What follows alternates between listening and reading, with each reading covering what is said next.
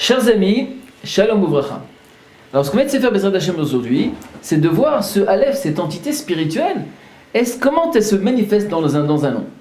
Alors, si nous essayons de voir un petit peu quel est le premier nom qu'on peut imaginer qui est tellement important à nos yeux, tout simplement, l'être humain. Comment on écrit en hébreu l'être humain?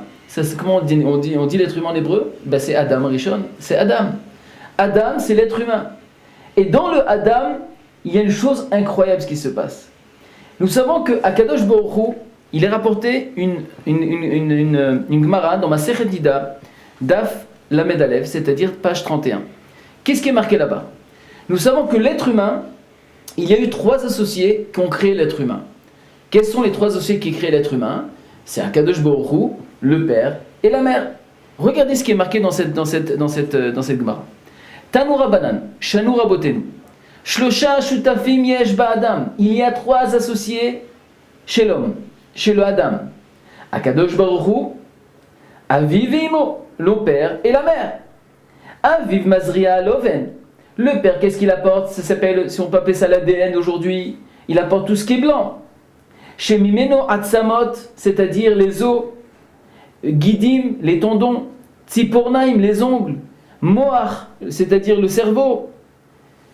Ou chez Berosho, Veloven chez Bain, et le blanc qu'il y a dans les yeux.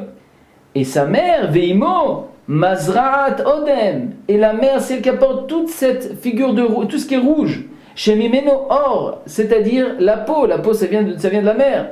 Ou Bassar, la viande, la chair de l'être humain. Vesaarot,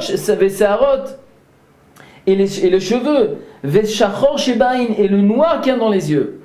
Donc ça, c'est-à-dire que le père et la mère, qu'est-ce qu'ils apportent en vérité? Toute l'entité matérielle du corps de l'être humain. Akadosh Baruch Hu, noten bo ruach veneshama. Akadosh Baruch Hu apporte l'entité spirituelle chez l'être humain. Veklaster panim, c'est toute la grâce du visage. Veriyat ain, et la vue de la personne. Veshmiat haozen, et aussi l'écoute. Vedibour, et la parole. Vedibour bapé, veilou raglaim. Une personne qu'elle peut marcher, c'est Akadosh Baruch Hu qui décide. Qui c'est qui marche, qui c'est qui peut marcher, qui c'est qui peut pas marcher. Vebina vesechel, et aussi toute l'intelligence. Ça veut dire quoi? Ça veut dire toute cette notion maintenant de possibilité d'exprimer ce corps en lui-même. À ce moment-là, qui lui donne cette possibilité de vie dans toute son excellence? Ça, c'est Akadosh Baruch Hu, sa partie spirituelle qui vient donner l'histoire. Vekivan shegiaz manoli patermina olam. Et quand le moment est venu pour que cet homme-là quitte ce monde, Akadosh Baruch Hu notel chelko vechelek aviv veimo maniach lifedem. Akadosh Baruch Hu, il reprend, c'est-à-dire tout ce qu'il a apporté avec lui, et il laisse le corps aux parents, veminiach lefnem, il leur laisse devant eux. Ça veut dire en vérité, Rabotai, qu'il y a 3 associés dans le monde. Il y a le père, la mère et Akadosh Baruch Hu. Le père, la mère, qu'est-ce qu'ils apportent? Ils apportent toute l'entité matérielle. Eux-mêmes, ensemble, ils apportent l'entité matérielle. Et vient Akadosh Baruch Hu, qu'est-ce qu'il apporte? L'entité spirituelle. Et mine de rien, vient Rashi et nous dit que, en vérité, que même l'entité spirituelle, Maré Aïn, il dit au niveau de la vue, comment on se fait? On sait que c'est Akadosh Baruch Hu qui apporte ça. Ah, mais les yeux, on a dit que c'est le noir et le blanc, ça c'est les parents. Ok, eux ils apportent la matière, mais qui c'est qui donne la possibilité de voir? Ça c'est Akadosh Baruch Hu. Et nous dit Rashi sur place là-bas, chez Afalpi chez Nivreta in Mina Ve'ahem, bien que les yeux ont été créés par le père et la mère, et Inoroé, en vérité, les yeux ne voient pas, c'est pas les yeux qui voient, c'est la Neshama à travers les yeux qui voit. Veteda, Sheare Amet Yeshlo Enaim. La preuve, c'est que même le mort, quelqu'un qui est mort, il a des yeux. Et c'est pas pour autant qu'il ne voit rien du tout. Veyeshlo Sfatam, il a aussi des lèvres. Et c'est pas pour autant qu'il ne parle pas. Veyeshlo Znaim, il a des oreilles, c'est pas pour autant qu'il n'écoute pas. Veinoroé, Velo Shomea, Velo Medaber. Ça veut dire que sans la neshama, sans toute cette puissance-là, tous les membres du corps ne peuvent pas survivre dans aucune possibilité. Alors, si on regarde un petit peu avec la logique de notre cours, qui nous dit les secrets qui est à travers toutes ces lettres-là. Alors, cet enseignement de la Gemara, comment Bémet ça peut se représenter à travers le mot Adam? Regardez de façon incroyable. Mais vrai, comme dit Jacques Martin, si vous connaissez. Enfin, j'espère, je me rappelle pas, mais enfin. Regardez. Nous avons ici, si nous regardons le mot Adam, nous avons Adam. Comment on peut lire Adam? Aleph, Dam. Aleph vient, c'est l'entité spirituelle. Dam, c'est l'entité matérielle, parce que Dam, c'est le sang. Le sang, il y a marqué, les Chachamim disent Dam ou Nefesh. Donc ça vient, le Nefesh, c'est quoi? C'est la partie matérielle du corps.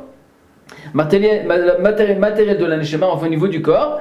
Et donc ça veut dire que le Dam vient représenter l'entité matérielle, c'est-à-dire la composition entre la fusion entre le père et la mère. Et le Aleph, c'est Akadosh Baruch Hu. Donc quand on voit le mot Adam, il y a Aleph, Dam. Aleph, c'est Hachem, et Dam vient représenter la fusion entre le père et la mère. Donc si c'est ainsi, alors si je fais si je prends le père et la mère et je fais un petit calcul, je dois arriver à cette fusion de Dam. Et bien regardez de façon magique de nouveau. Regardez, il est rapporté ici. Aleph, Av c'est le père. Aleph et Bet est combien? Est égal à 3. M, Aleph et Mem, la mère, est égale à 41. Parce que Aleph c'est 1, Mem c'est 40. En tout ça fait 41. 41 plus 3 est égal à 44. Et comme par hasard, qu'est-ce qui sort à partir de 44? Yeled, un enfant sort à partir de 40 ans du père et du mère. Mais encore une fois, ce n'est que le corps. Et voilà que, de façon incroyable, si on prend le mot Dam de Adam, on voit que le Dam est aussi même 40, Dalet 44, la fusion entre le père et la mère, et Akadosh Baruch Hu d'un côté, pour avoir additionné tout cela. Mais j'ai continué encore plus profond que ça.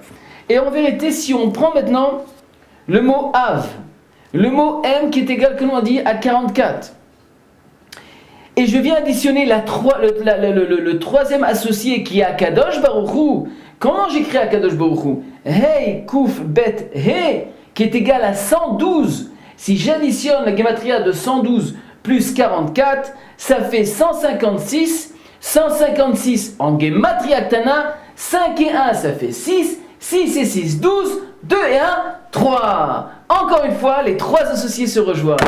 Donc ça veut dire qu'en vérité, il y a trois associés. Les trois associés, même à travers le nom, ce qui est cité dans la Gemara, dans Masechet Nida, on voit que les trois associés, de façon incroyable, même dans leur valeur numérique, se rejoignent, encore une fois, ensemble, pour pouvoir fournir cet être humain qui s'appelle Adam. Mais il est rapporté, dans la suite de la Gemara, dans Masechet Nida, que, à la fin de tout, Akadosh Baruch Hu, il laisse le corps. Il va y avoir un moment donné où il y a une séparation entre le corps et la Neshama. Ça, c'est Bezrat Hashem, que tout le monde vive jusqu'à 120 ans. Mais à un moment donné, il y a cette rupture entre le corps et la Neshama, cette séparation. Maintenant, la question se pose. Est-ce que vous avez une idée quand est-ce que doit se faire cette séparation en général? Alors ça, Bezrat Hashem, on verra ça dans le cours de la prochaine fois. À très bientôt.